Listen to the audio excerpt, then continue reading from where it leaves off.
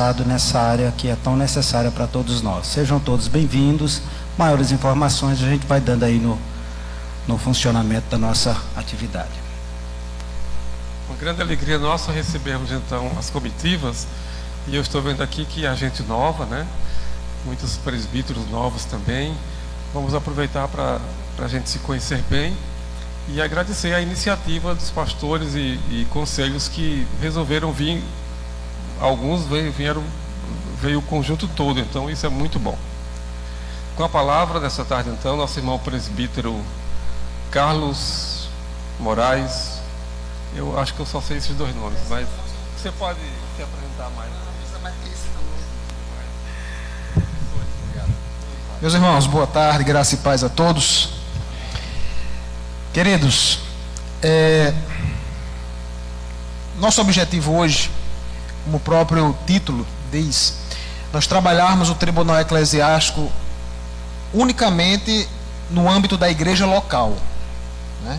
O tribunal eclesiástico, ele pode ser na esfera da igreja, pode ser na esfera do presbitério, do sínodo e do Supremo Conselho. Esses três últimos, que são instâncias superiores, não é nosso objetivo hoje. Então nós estamos aqui para tratar sobre, quando for preciso, nós instalarmos um tribunal na nossa igreja, feito pelo conselho da igreja.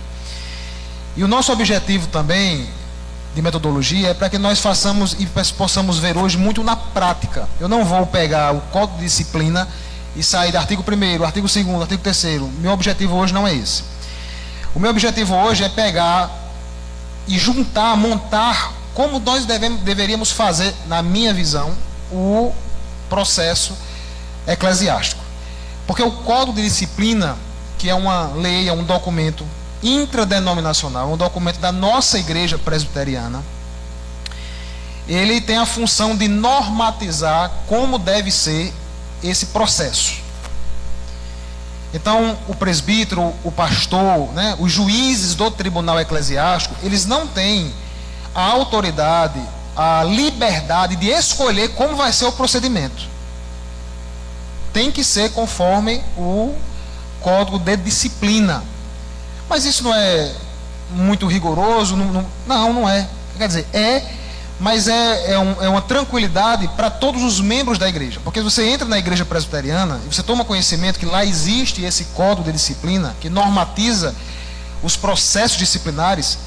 Então ele pode ter a tranquilidade que se um dia ele precisar denunciar alguém ou for denunciado, ele sabe que o processo que ele vai enfrentar já tem estabelecidos os passos. Então ele vai saber o que vai acontecer, né?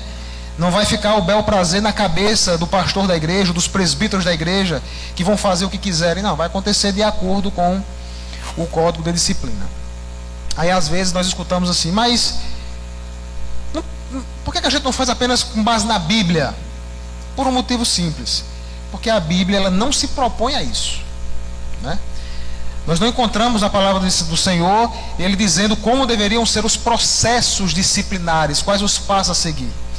Você encontra citações de processos disciplinares, você encontra princípios dados acerca da disciplina eclesiástica, mas a Bíblia não se propõe a ser uma lei adjetiva, como é o Código de Disciplina, de dar instrumentos para se cumprir um processo disciplinar. Então, por isso que a igreja presbiteriana entendeu que é preciso ter esse Código de Disciplina que normatize o processo, onde todos nós, os oficiais da igreja, devem ter conhecimento e, quando foram ordenados,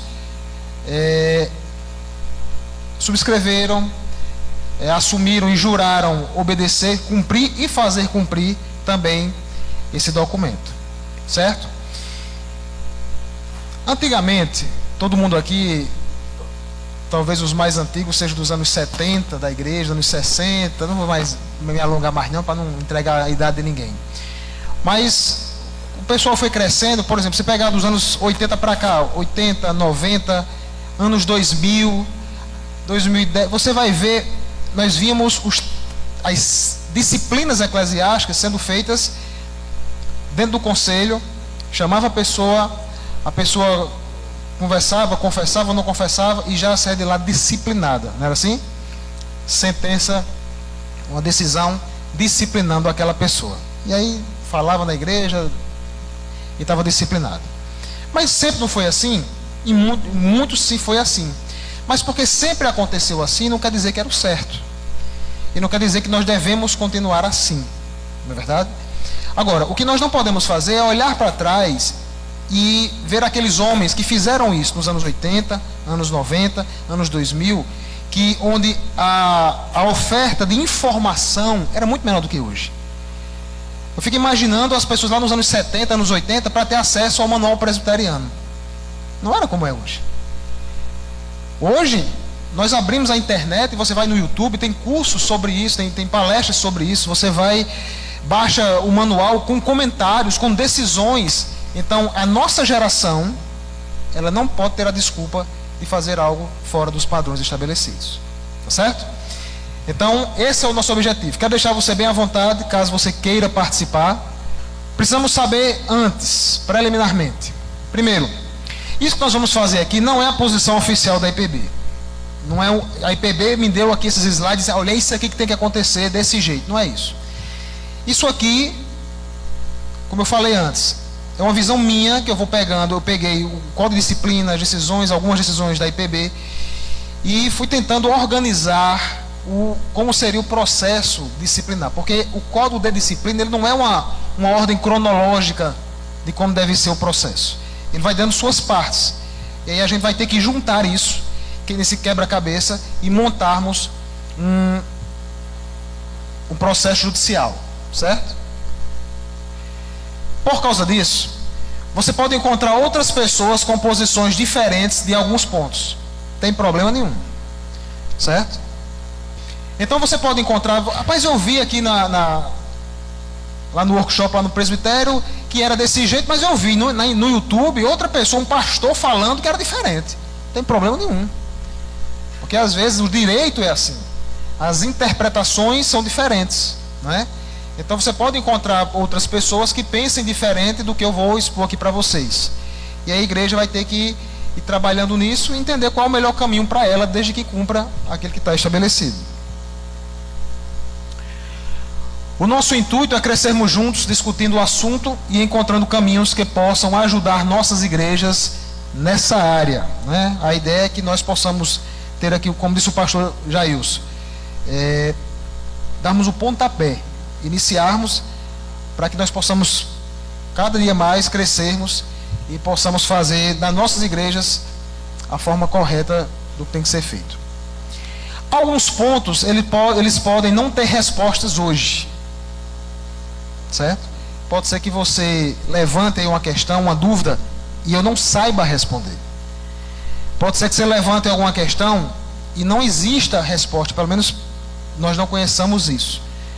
Então, se for o caso, a gente pode juntos irmos atrás, procurarmos pessoas aí mais experientes, mais capacitadas, que estão envolvidas com isso, que possam nos responder. Ou até, também é um caminho para que, se não há respostas, porque muitos assuntos aqui, muitos pontos podem nunca ter chegado no Supremo uma consulta a esse respeito, as igrejas enviarem ao presbitério uma consulta e a gente encaminhar para o Supremo, para que o Supremo se manifeste e responda e tire nossas dúvidas. Tá certo?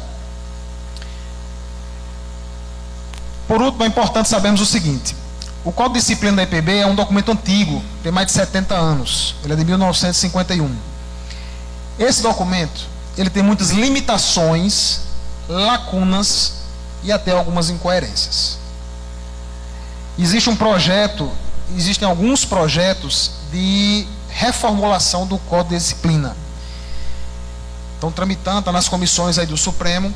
E no andamento aqui nós vamos ver algumas questões aqui que são limitações, que são espaço vago, que ele não se manifesta, e até algumas coisas que se contradizem. Uma parte diz uma coisa, outra parte diz outra, e aí a gente tem que ver como é que a gente faz nesse sentido.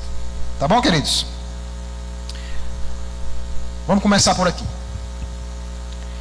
O Código de Disciplina da IPB nos diz que a disciplina eclesiástica será aplicada por meio de uma pena, de uma penalidade que vai ser aplicada a alguém que fez algo ilícito, algo faltoso.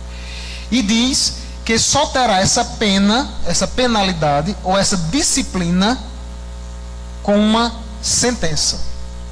A gente sempre tratou isso como disciplina, né? Fulano foi disciplinado. O conselho aplicou uma disciplina, não é assim? Bom, o código de disciplina, ele vai nomear isso como uma pena. É uma pena que vai ser aplicada a alguém, no sentido de aplicada a uma penalidade. Não haverá pena, não haverá uma penalidade, sem que haja sentença eclesiástica proferida por um concílio competente. Aí a pessoa diz: Carlos, mas não foi sempre isso que aconteceu? Sempre o conselho da igreja, que é responsável por isso, ele chamou a pessoa, o faltoso lá, quem cometeu o pecado, e disciplinou aquela pessoa. Não estava cumprindo isso aí, ó? Não haverá pena sem que haja sentença eclesiástica proferida por um concílio competente? Foi. Só que talvez o que tenha faltado foi essa última parte do artigo. Após processo regular. É isso aqui que está faltando. O que nós temos que ter em mente não é apenas a questão de aplicar a penalidade. Nós não podemos pensar nisso. Nós temos que pensar que todo o caminho até lá, ele tem que ser cumprido. E é o processo regular. Ele foi regulado para que aquele processo aconteça daquele jeito. E nós temos que cumprir isso. Até porque quando o conselho ele vai se manifestar e vai dar uma decisão, uma sentença, não quer dizer necessariamente que ele vá penalizar a pessoa. A pessoa pode ser inocente. A pessoa pode ser julgado lá que ele não teve culpa nenhuma, que ele não cometeu aquele pecado, e nenhuma pena é aplicada a ele. Não é verdade? Tudo que está dentro do Código de Disciplina tem que fazer parte de um processo judicial. Inclusive, circulou aí um material, um material sobre Código de Disciplina. Como fica, rapaz, é escasso. Isso na verdade é escasso, não tem tanto assim explicando. Aí, quando você vai vendo, as pessoas colocaram lá, talvez seguindo aquele rito que a gente falou nos anos 80, 90, que o pessoal chamava. Eles diziam que você poderia abrir um processo até por meio de boatos. Fulano soube de alguma coisa, pode trazer para cá. Aí dizia que o processo sumaríssimo não era processo judicial, era só o conselho chamar e aplicar a pena. O que o próprio Supremo já se manifestou dizendo que não é assim, certo? Toda penalidade, ela vai vir pelo processo judicial. A pergunta: por que tem que haver um processo para se ter uma sentença ser aplicada? Por que não faz isso como sempre foi feito, sem o processo judicial? Por causa disso, o princípio constitucional da ampla defesa e do contraditório. O nosso país, as leis do nosso país, elas estabelecem esse princípio de que todo mundo que for ser processado na justiça comum, justiça secular, eu vou usar o termo justiça secular quando for diferenciar, né, a justiça dos tribunais seculares para a nossa da igreja. Todo mundo que vai ser processado, ele tem o direito de se defender. Ele tem o direito da ampla defesa. Ele tem que esgotar, ele tem que ter todos os meios de defesa.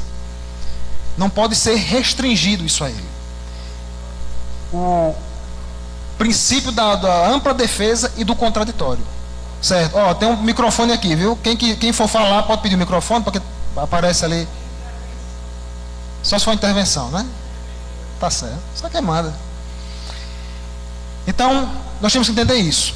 Num processo na igreja, no tribunal eclesiástico, a pessoa que está sendo denunciada, ela tem que ter todos os direitos de se defender por todos os meios que a lei o protege.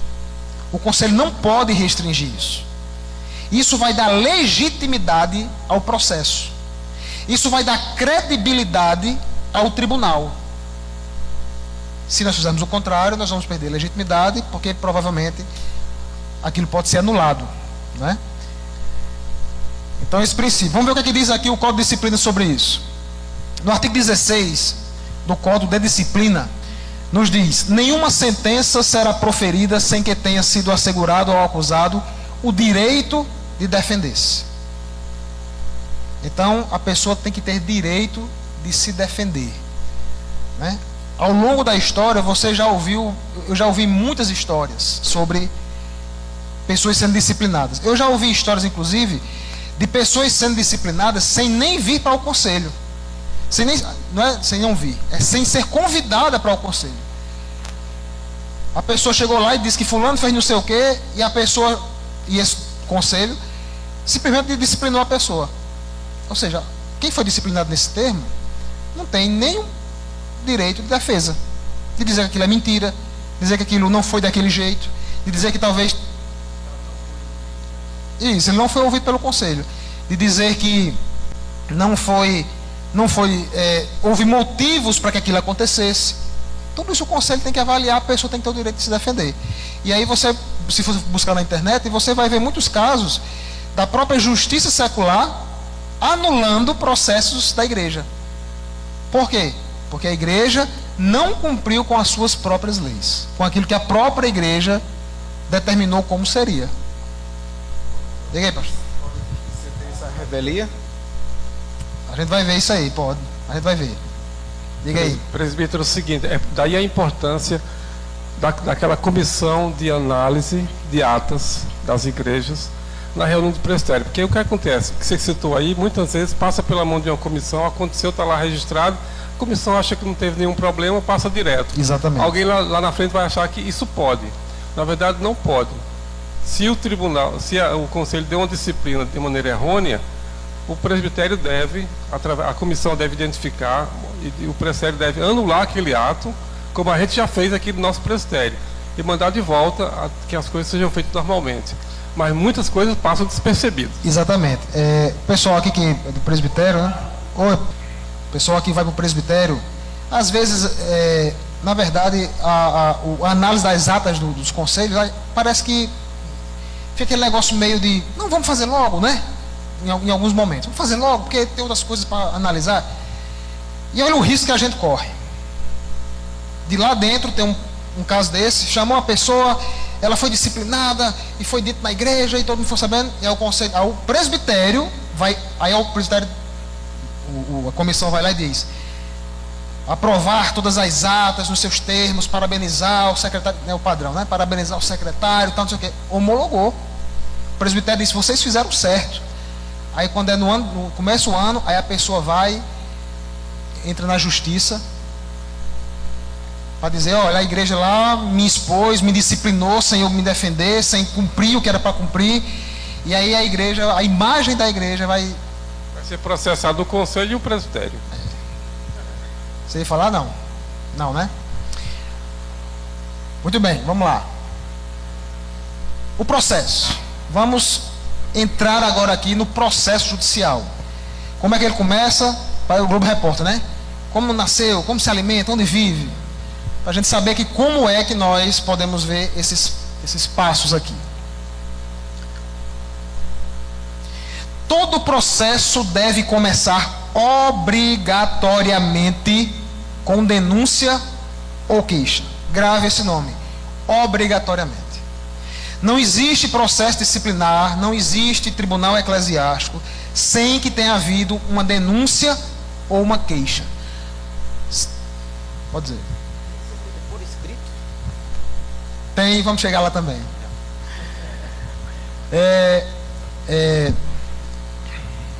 Sabe aquele negócio de dizer assim: pastor, sabe irmão fulano de tal? Rapaz, ele está fazendo isso. Acaba, corre e quer que o pastor resolva? Não, meu irmão. O pastor pode resolver pastoralmente, administrativamente. Vou usar aqui o termo administrativo para as reuniões ordinárias do conselho, né? Conversar com a pessoa, tratar aquilo, orientar a pessoa, mas judicialmente, tribunal eclesiástico, não. Tem que haver uma denúncia ou uma queixa. Qual é a diferença das duas? Apenas qual é a pessoa que está fazendo, ofertando a denúncia ou a queixa. Aí vamos lá. As faltas serão levadas ao conhecimento dos concílios ou tribunais por queixa, que é a comunicação feita pelo ofendido.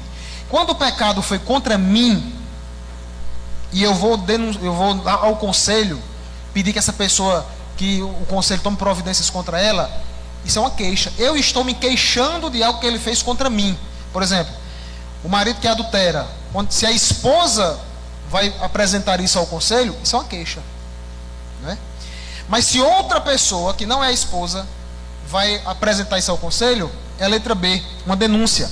Denúncia que que é a comunicação feita por qualquer outra pessoa. Certo? Aí interessante, esse termo final, denúncia é a comunicação feita por qualquer outra pessoa. Tem um vídeo de um pastor Márcio Alonso, se eu não me engano. Isso era um curso de oficiais da igreja Ebenezer em São Paulo. E ele tratando sobre código de disciplina, aí ele falando sobre isso, aí ele levanta uma questão, que é a questão da autodenúncia. Ou seja, eu posso me denunciar, né? Na ideia de a pessoa estar lá e está em pecado, e de repente Deus tocou no coração, ele ficou, né, pesado, sentiu aquilo e tal, e se arrependeu e disse: não, mas eu vou lá no conselho, vamos denunciar. Aí eu faço lá, escrevo, estou denunciando a mim mesmo e entrego lá. Aí no vídeo, que é um tempo atrás, o pastor Márcio, ele dá uma posição que pelos argumentos dele está correta. Ele diz: não pode autodenúncia. E ele vai dar o argumento da suspeição, e aí vamos chegar lá também na suspeição, que a pessoa poderia fazer autodenúncia, mas a pessoa do conselho é da família dele, ninguém alega nada e ele é absolvido. Só que chegou no Supremo Conselho uma consulta a esse sentido. E o Supremo Conselho, em 2022, se eu não me engano, ele disse que, embora o termo autodenúncia não esteja presente no artigo 42, ele está implícito. Quando ele diz qualquer outra pessoa pode ser o próprio faltoso. Segundo a decisão mais recente do Supremo, pode. E por que não denúncia? Por que não confissão? Aí, na decisão do Supremo, eles embasam dizendo justamente que um dos critérios, também vamos ver isso, de atenuantes é a confissão espontânea, né? É a obediência, esse tipo de coisa.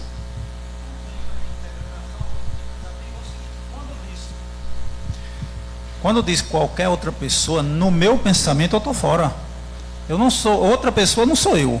No meu pensamento. Então, por exemplo, eu cometi alguma coisa, qualquer outra pessoa pode denunciar. Qualquer outra pessoa que não seja eu, porque eu não sou outra pessoa, eu sou eu. É meu pensamento. No caso aqui, ele quis botar qualquer outra pessoa, ele está excluindo a letra A, que é o próprio ofendido, né? Mas, bom, é a decisão do Supremo, e se um concílio recebeu uma autodenúncia, hoje ele está acobertado pela decisão do Supremo.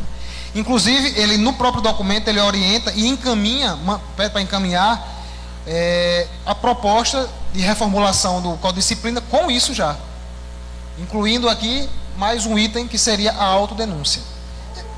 Eu só acho estranho, eu particularmente, porque se o camarada está em pecado, se arrependeu, Deus tocou no coração dele, ele quer se consertar, ele pode se consertar. Se não foi algo público, ele pode se consertar, conversa com o pastor, né? Resolva, mas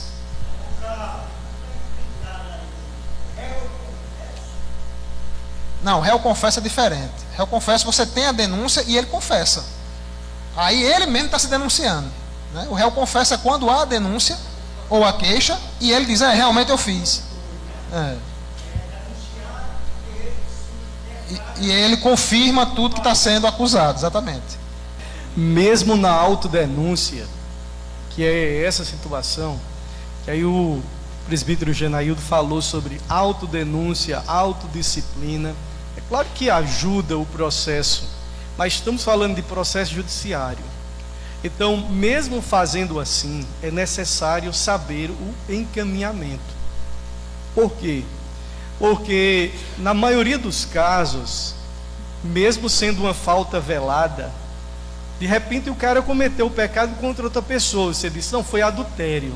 Não só tem uma pessoa envolvida, tem duas. E depois a pessoa quer saber o que a igreja fez. Se a competência é exatamente do conselho local, para não ficar uma coisa ali no âmbito somente do conselho e a pessoa ofendida ela não ter noção do que está acontecendo ou do que foi feito pela autoridade competente, deixando muitas vezes assim a pairar uma dúvida de que estão fazendo vista grossa, que não tomaram as providências devidas. Então esse é o momento para dizer como dar encaminhamento ao processo que começa dessa forma. Era isso minha palavra, para dizer assim, deixa do jeito que está. Não pode. Presbítero Bruno aqui.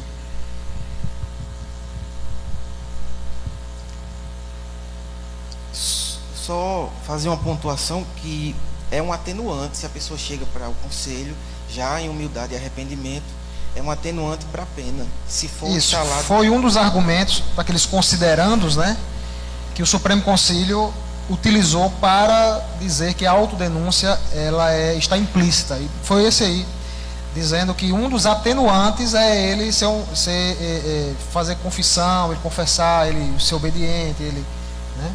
Foi justamente isso mesmo. Mas vamos lá, até aqui tudo ok? Denúncia e queixa tem que ter, certo? Protocolo da denúncia ou queixa, o que fazer? Nesse ponto aqui, eu quero que você imagine o cenário. Aqui a pessoa chegou para você e ela está com a denúncia ou a queixa na mão. Ele está dizendo, meu irmão, eu estou aqui com a denúncia ou com a queixa contra fulano de tal, e eu quero entregar a você, queria que você recebesse para levar para o conselho da igreja e botar o negócio para frente. O que nós vamos fazer? Vamos pegar a denúncia, correr para o conselho? Calma. Algumas coisas a gente precisa ver antes de levar essa denúncia ao conselho. Primeiro, artigo 47 do nosso Código de Disciplina diz o seguinte: toda pessoa que intentar processo contra outra será previamente avisada de que, se não provar a acusação, fica sujeita à censura de difamador se tiver agido maliciosa ou levianamente. Não sei quem foi que falou, não sei se foi Bruno, foi, né? Que a pessoa que está denunciando ou fazendo a queixa, ele tem responsabilidades. Por isso que não existe esse negócio de anonimato, de dizer assim, pastor, foi fulano de tal, e correr. Não, tem que dar a cara. Porque quem está denunciando, ele tem responsabilidade sobre aquilo que ele está dizendo. E talvez seja importante avisar isso a quem está entregando a denúncia. Meu irmão, o artigo 47 diz isso aqui. Você está ciente do que você está fazendo, você quer continuar com isso? Se a pessoa estiver agindo de má fé, às vezes para prejudicar o outro, para querer manchar a reputação do outro, para querer fazer um moído dentro da igreja, pode ser que ele diga, opa,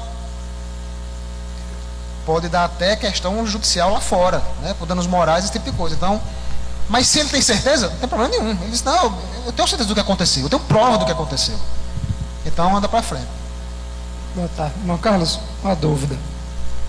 Vamos dizer que você vai abordar mais para frente. Vamos dizer que tem um irmão que esteja cometendo algo na igreja. Todo mundo sabe. Mas ninguém quer chegar a denunciar. O conselho, ele pode tomar alguma decisão sem que tenha alguém que chegue e diga, não, o irmão falando, então eu vou lá e denuncio ele por esse motivo. Não, o conselho tem que ter uma denúncia. O que pode acontecer, se não houver ninguém que queira, e for um pecado público, for um pecado, né, escandaloso, é um membro do conselho se propor a fazer denúncia, né? Então esse membro do conselho se propor a fazer denúncia, claro, ele não vai participar do julgamento como juiz, porque ele é o denunciante, e os outros irmãos vão julgar. Diga aí, meu irmão. Só ter o cuidado de pecados que sejam públicos, devem, no fim da pena aplicada, que visa a restauração, no fim de tudo isso, que o perdão é público, mas existem casos que são privados e se atua então no conselho de forma mais privada. Não vai, se aquilo não afetou a igreja, que não é levado para a igreja. Isso, vamos chegar lá também. Então aqui, artigo 47, tudo ok? Primeiro, quem está denunciando ou fazendo a queixa, ele também tem responsabilidades quanto a isso. Segundo, os concílios devem, antes de iniciar qualquer processo, empregar esforços para corrigir as faltas por meios suasórios. Aquilo que o pastor Jailson falou aqui. Seria bom que a gente nunca precisasse de um tribunal. Meus irmãos, prestem atenção nisso aqui. Tribunal eclesiástico sempre vai ser uma má coisa, algo ruim. É ruim para quem está denunciando, é ruim para quem está denunciado e é ruim para o tribunal. Não pense que vai... Tem gente que chega com uma fama muito grande, vou pegar, vou... não é bom. Então, se pudermos resolver isso de forma pastoral, antes de se instalar um tribunal, ou instalar um processo, é o melhor cenário que existe. Então a pessoa está lá com, estou aqui para denunciar, estou aqui para fazer uma queixa, viu a primeira parte, e agora a segunda. Meu irmão, você acha que existe alguma possibilidade de nós resolvermos isso pastoralmente, sem precisar de um tribunal, de conversar com ele, irmos nós, falar com ele, né, confrontá-lo? Porque se ele disser que dá, e o conselho conseguir fazer isso, é o melhor dos cenários. Liga aí, pastor Ailton.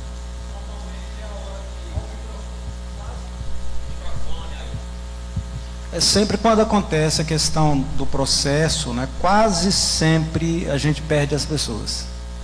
Dificilmente a gente mantém com as mesmas pessoas, lamentavelmente, né?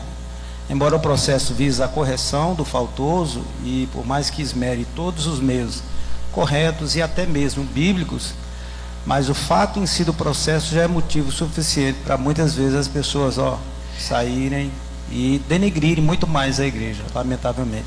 É verdade. Agora fique imaginando, se você fizer isso pastoralmente, a pessoa sair, o que ele vai fazer quando for no tribunal? Né? Pessoal, pode deixar aí, porque trouxe um para cá, fica um microfone aqui e outro microfone ali. Ok? Então, o concílio, ele deve, antes de qualquer coisa, tentar resolver isso. Se puder, claro, existem casos que não, que tem que ir mesmo, mas se puder, é o melhor cenário que existe. Como deve ser feita essa denúncia ou queixa? Pode chegar e falar no ouvido do pastor? Pode ouvir um boato? Foi alguém que deixou uma carta debaixo da porta da igreja? E aí, pode? A foto celular você caracterizar mais com uma prova, né? Vai ter que ter a denúncia dizendo que aquilo está errado. E aí, como é que deve ser feito? Aí, o artigo 42, parágrafo 2º, vai nos dizer: toda queixa ou denúncia deverá ser feita por escrito. Certo? Não é falei, não é ouvi dizer, não é... Não, mas o conselho soube. Todo mundo sabe, por que o conselho não sabe? Não, tem que ser formal. Você tem que escrever e tem que assinar. Exatamente. Precisa de toda aquela linguagem jurídica que os advogados fariam? Não, não precisa. A pessoa que quiser fazer isso pode fazer uma carta ao conselho. Uma carta. Eu, fulano de tal, membro da igreja, tal, queria comunicar esse fato, que fulano de tal, e contar a história.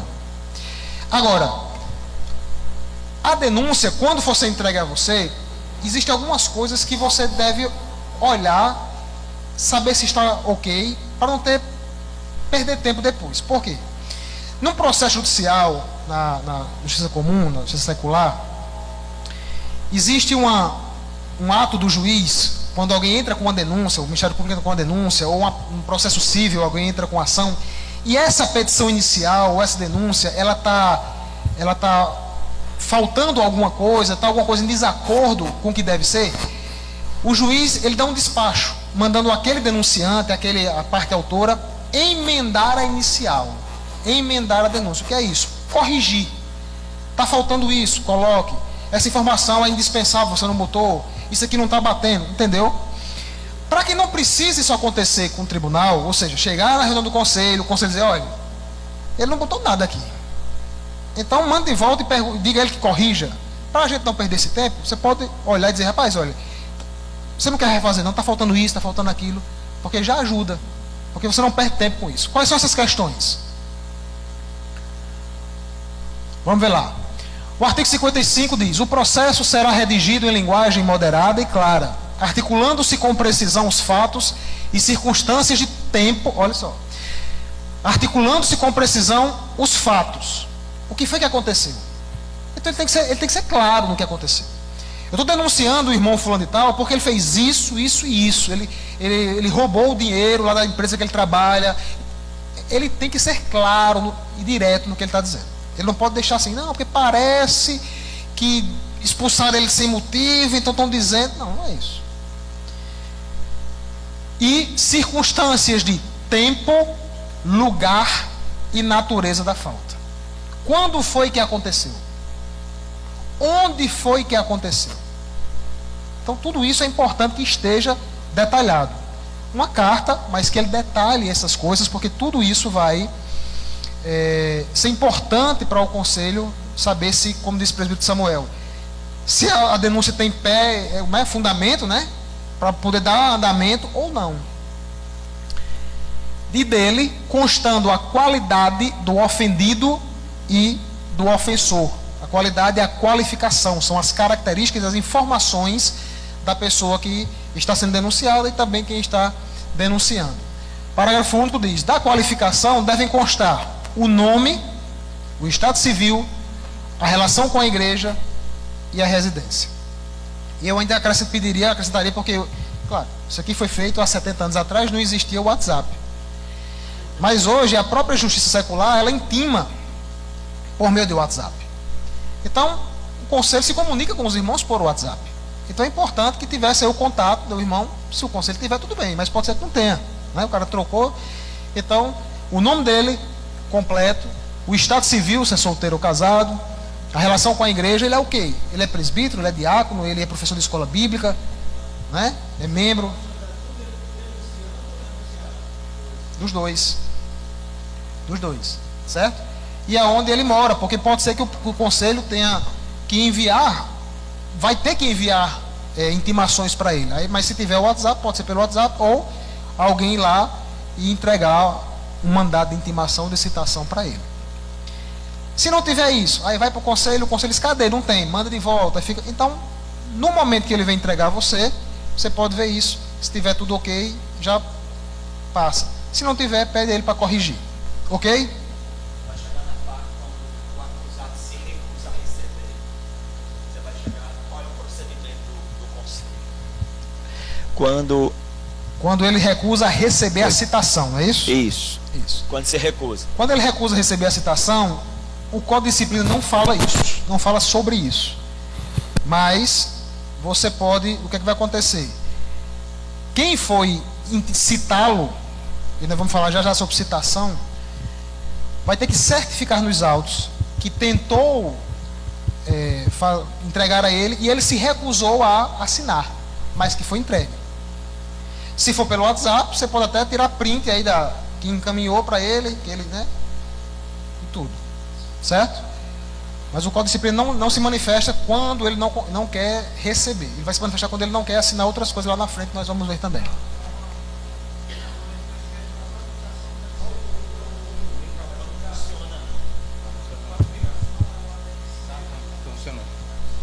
Dos dois.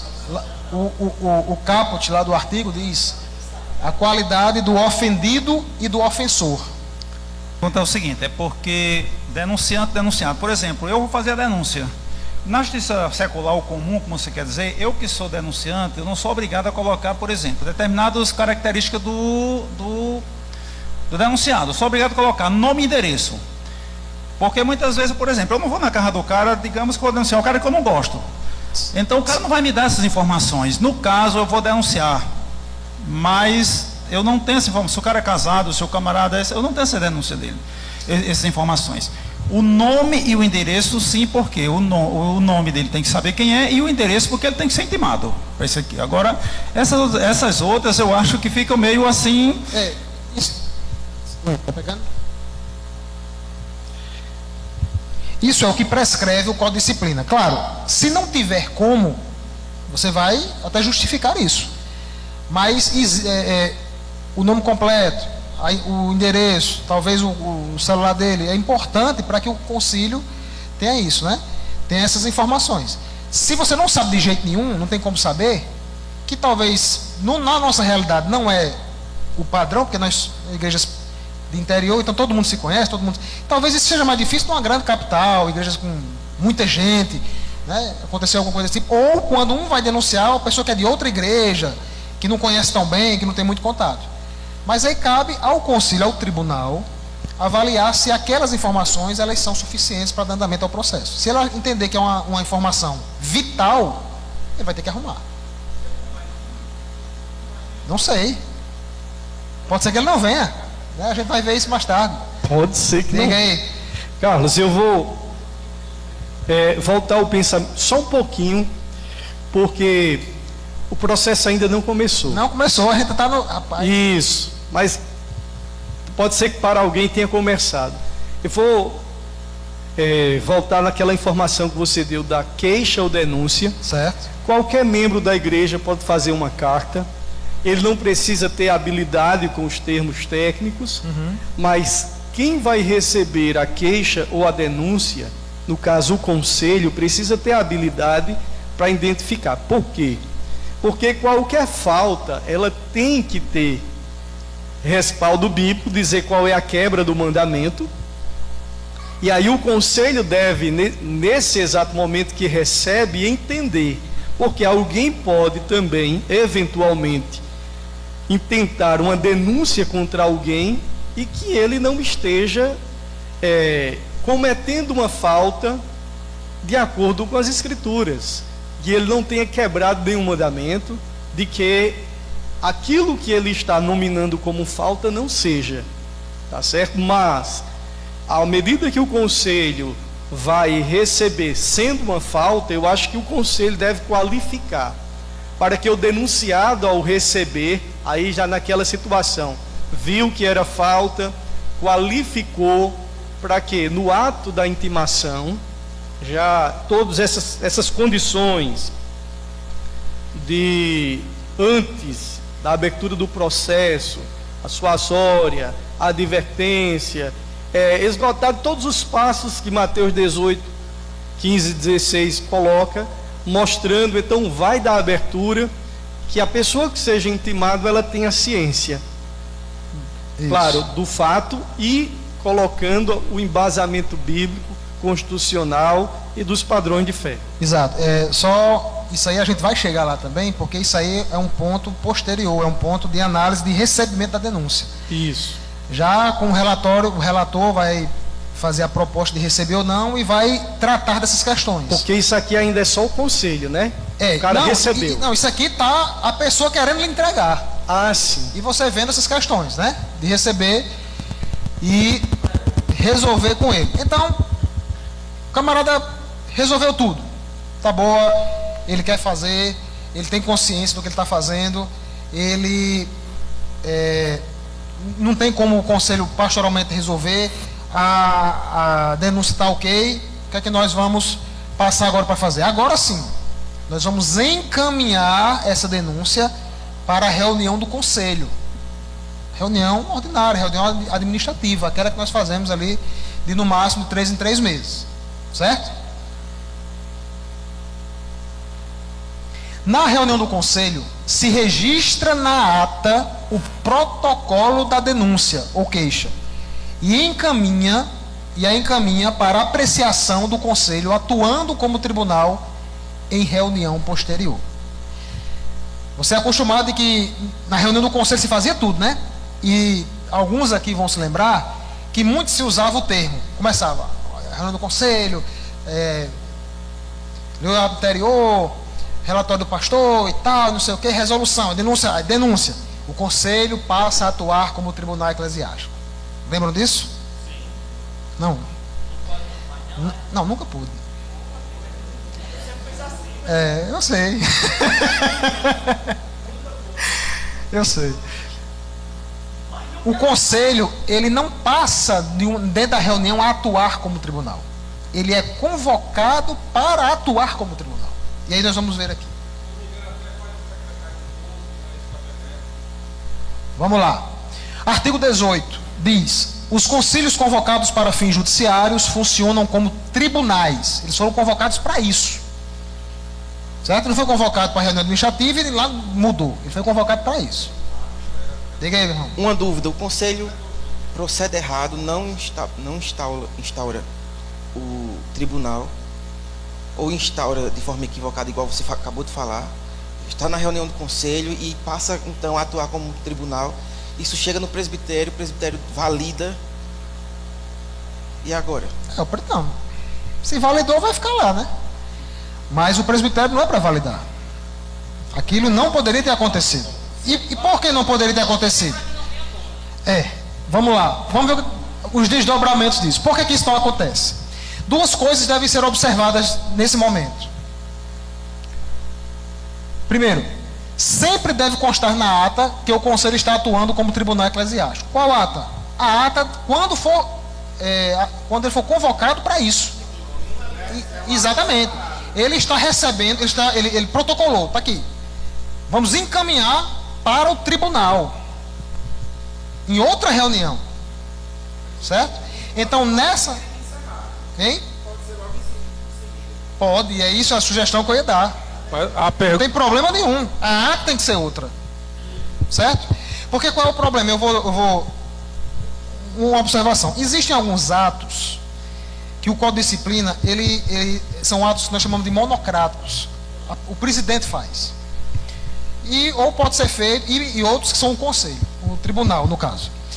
Para uma questão didática, né, eu vou colocar todos, com exceção de um lá no final que vocês vão ver, para fazermos tudo junto, tudo dentro da reunião, fica mais fácil de entender. Né? Até para que a gente, na reunião, a gente é acostumado com reunião do conselho, com ata, ficar dentro da ata, que aí fica mais fácil de nós entendermos. Então, a ata do tribunal sempre tem que estar constando isso, que ele está atuando como tribunal eclesiástico. Não, e nós vamos ver isso também, mas não fica não. Viu? Tem que ter um livro próprio. Se o conselho que recebeu aquela denúncia terminou a reunião do conselho e vai fazer a reunião do tribunal, o denunciante não poderia usar isso como suspeição, não? Assim, no sentido de que o conselho não teve tempo para estudar, para analisar. Mas ele só vai estudar justamente reunido como tribunal. Decisões judiciais só são dadas por tribunal, não pode ser dado no conselho, entendeu? Mas o tempo vai existir. Nós vamos ver justamente nas reuniões. Não vai ser só uma reunião. Tem que ter algumas, talvez, para se resolver isso, ok? Primeiro, a ata do tribunal tem que estar constando isso. Não esqueça. Porque senão se alguém pegar essa hora, vai pensar que é a reunião do conselho normal. Segundo, quando o conselho se reunir como tribunal, deve tratar apenas de assuntos judiciais. Você não pode misturar assuntos. Por isso que a reunião ele é convocado só para o tribunal. Ele não pode misturar. Vamos aproveitar e botar aqui os atos pastorais? Não, vamos aproveitar aqui e votar a verba. Não pode. Isso é outra reunião. Essas orientações tem no código? Tem não, tem aqui, ó. Decisão. Estou mostrando. Supremo Conselho, 1954. Aí a decisão, olha só como é antigo, 1954. De acordo com o artigo 18 do Código de Disciplina, os concílios convocados, aí o Código diz, né, os concílios convocados para fins judiciários funcionam como tribunais, e o grifo é meu, pelo que deve haver esta declaração em ata, não devendo o conselho incluir extrajudiciais na pauta dessas reuniões. Então, uma sugestão do registro da reunião do conselho, reunião administrativa, do protocolo da denúncia, certo? Como é que nós faremos isso? Lembra que o manual de confecção de atas, ele diz que os assuntos têm que ser divididos, né? Separados, com identificação para que fique fácil você identificá-los na ata. Então você bota os temas, né? Verba para não sei o quê, construção da casa pastoral, não é assim? Pronto. Aí, sugestão, dentro da ata, você vai botar um tópico, denúncia judicial, e aí pode colocar, diante do protocolo da denúncia judicial feita por o irmão fulano de tal, contra o irmão ciclano, o conselho resolve encaminhar o documento para apreciação em futura reunião deste concílio, atuando como tribunal eclesiástico nos termos do artigo 18 do Código de Disciplina. Pronto. A única coisa que vai fazer na reunião administrativa do conselho é isso. Protocolou e encaminhou. Porque o conselho administrativo ele não tem competência, jurisdição, autoridade para tratar aquele documento. Certo? Na reunião. Naquele momento, exatamente. Conselho reunido como tribunal eclesiástico. Pessoal, até agora tudo ok? Tá, né? Essa última informação, Carlos, é só para informar do fato, né? Isso, só que existiu a denúncia.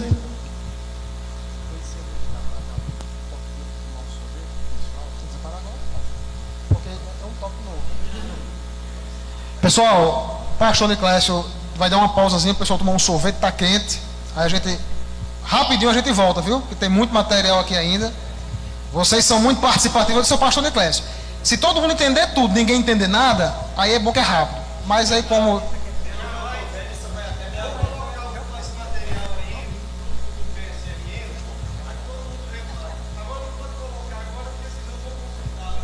não, tá bom, vamos.